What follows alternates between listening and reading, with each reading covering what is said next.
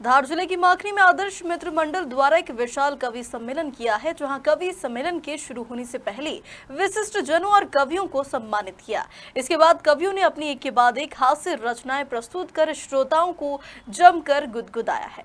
नहीं हूँ मैं इतनी मोजोर तो नहीं हूँ मैं, आप कुछ भी कहे और मैं सुन लूँ, इतनी कमजोर तो नहीं हूँ मैं। इसलिए थोड़ी देर चुप रहो, मैं तुम्हें बता देता रही हूँ कि पढ़ो जो पढ़ सको, गीता पुराण है बेटी।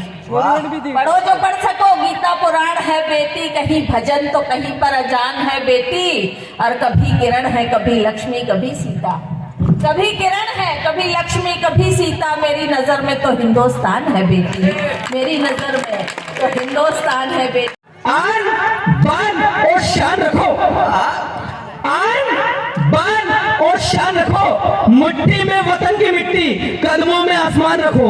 आन बान और शान रखो, मुट्ठी में वतन की मिट्टी और कदमों में आसमान रखो। कुरान का अगर इल्म है तो गीता का भी ज्ञान रखो। एक पंक्ति में मीरा तो दूसरी में रसान रखो। इंसानियत सबसे बड़ा धर्म, इसका भी तुम ध्यान रखो।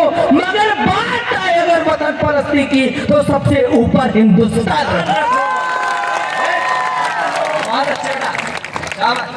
सबसे ऊपर हिंदू। और बच्चों को बिठा देते हैं टीवी के सामने कि बच्चे छोटे छोटे क्या करें, 10वीं फेल हो जाए, 12वीं फेल हो जाए तो आत्महत्या कर लेते हैं। तो हमारे प्रधानमंत्री समझा रहे हैं उनको कि बच्चों घबराने की बात नहीं है, बिल्कुल बहुत अच्छी बात कह रहे हैं, ध्यान से सुनोगे तो समझ में आएगी।